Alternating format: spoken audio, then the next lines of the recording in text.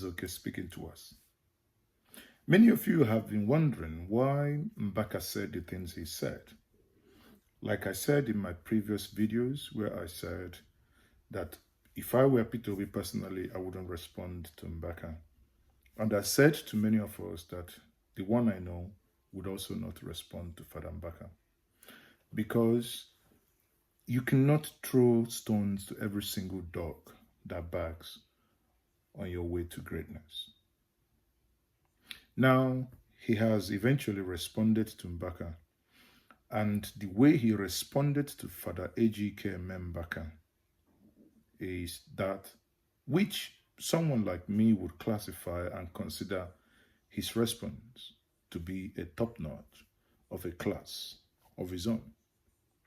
Yes, Mbaka may have, been angry for some things that many of us don't understand and don't know and don't see any reason why he should be. If not ill motive, but the man that has been offended time and time and time again, even when he has helped when it mattered, he hasn't responded in the way and manner many of us would have thought that he should. Question is, what is it that we can learn from him? This is a man who have called out those that that are campaigning for him. Recall, he pays no one. But people can be overzealous sometimes and, say things that could be hurtful to others. And he calls everyone and said, no, do not respond in this manner. You can see all the other presidential candidates attacking each other, saying this, saying the other one. You have never seen any prominent person that is supporting him attacking anyone. Neither have you seen him. This is a man that refers to Alhaji Atiku Abubakar as his leader. Yes, by age, Atiku is older than him. In the party that he was before, Atiku was his leader. Hence, when he makes that reference, also, Atiku offered him that ticket to run with him. Therefore, he considers him as a leader. That is not condescending. That is not meaning. That doesn't mean that, he sits up there and takes things for granted. No. It shows a man who values relationship and a man who respects where he's coming from and the opportunities given to him. If there is nothing to learn from all the incident, Ma says, okay, I learned one thing. There are times in life you stoop low. In order for what? For you to conquer. Now, watch his interview with Rufai Oseni. Rufai, whom many of you know I adore and I respect so much, of their Rise TV early morning crew with Ruben Abati and Tunji. But in this case, it was a private radio interview. And watch the way he reacted when he was asked about the things Mbaka said about him. Let us learn one or two things from this response.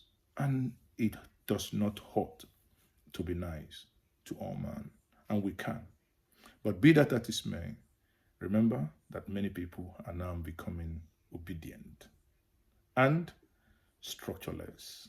But these structureless people are going to shock the nation. This year of Peter Obi, vis-a-vis the political structures in Nigeria today. They say this is the first time with Labour Party. In fact, I had Showore here last week, and Showore was saying things like, last election, Labour Party got 5,000 votes. That what would change with this time around? What would you say as regards that? And take, for example, people like Ebonyi State Governor Dave Umahi that said they will not vote for you in Ebonyi State. And people like Father Mbaka that say because you don't give them money that you can't become president. Anyways, come out to apologize for that. No, let me tell you. I don't want to, for me, Father Mbaka is an ordained priest of God. And as a priest, he remains my priest. And I will always respect and show my allegiance to the church. And whatever he says, I take it because he's my father. He's my father in faith. And I respect him any day. And he's my brother. We're very close. That's my own decision. And whenever he says something wrong, I pray over it.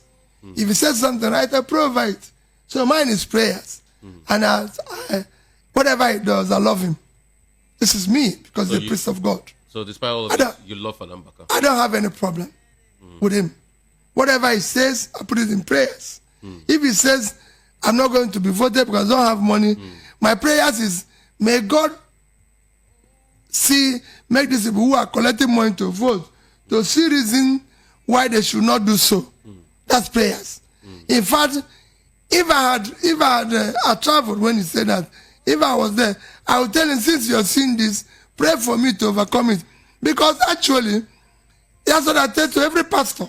I meet pastors every day who tell me, Peter, this is going to happen. I said, since you've seen it, let's pray that it doesn't happen. That's one. Two, I don't want to make comment about other presidential candidates. But they are making about you. A lot of them are making about For you. me, they say it's just social media buzz. I'm not in business of make. My business is to say this is what I will do, and then judge me from where I was heard before. Of all the people who are contesting today, nobody, I can say categorically, comes with my background. I'm a businessman, a trader who started business small and built a business. I've been in the corporate world. I've been around. I've been governor. They have passed through the same trajectory. Let them show their record and say, we've trusted you with this.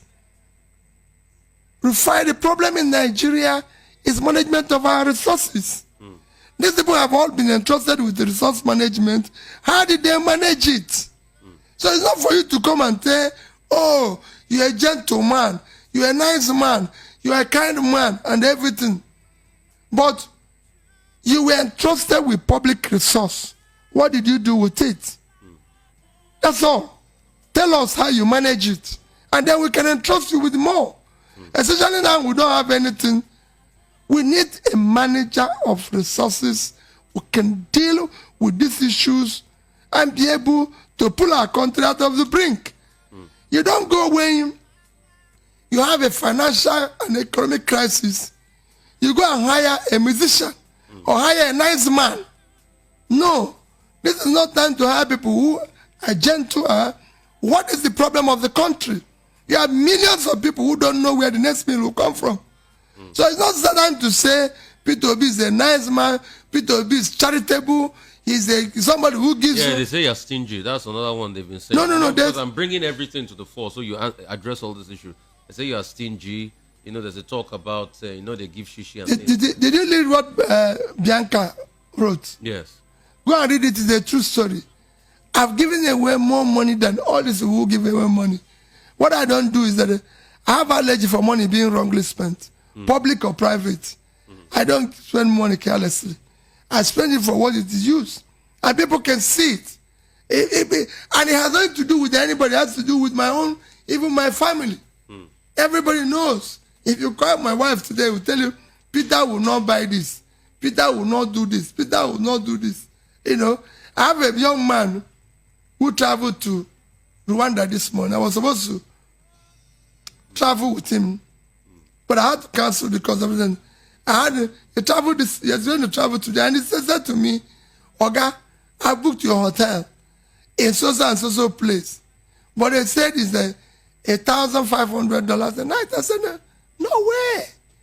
I'm only just paying to sleep. How can you do anything like that? Where are you staying?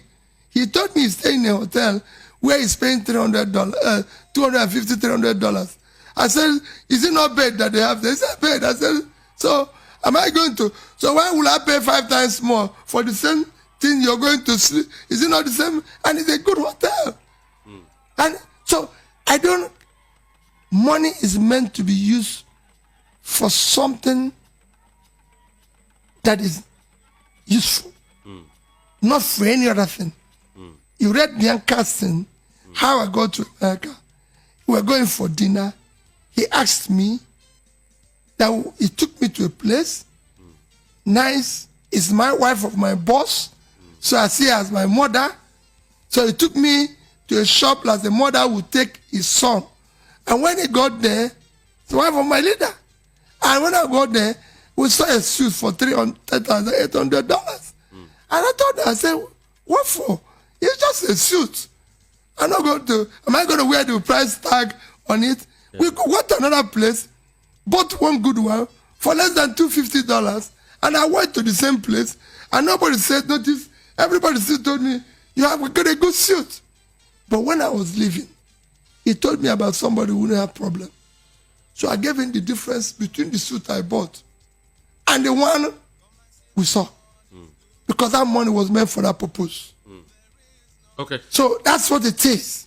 Okay. I've been to, in the past, since I left government, I've been to over 200 secondary schools, hospitals, and everything. Sokoto, Nasarawa, Kogi, everywhere, giving schools computer money. That's what it is meant for. Okay. Talking about schools. School is on strike. ASU is on strike. What would you do to end ASU strike permanently? I said it earlier. It shouldn't be. Let me tell you.